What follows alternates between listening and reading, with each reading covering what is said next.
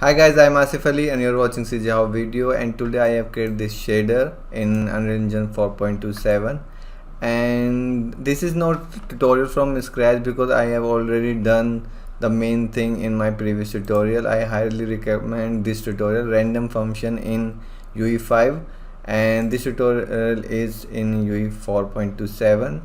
And for the random thing I use this code from this TagFlow site, this code.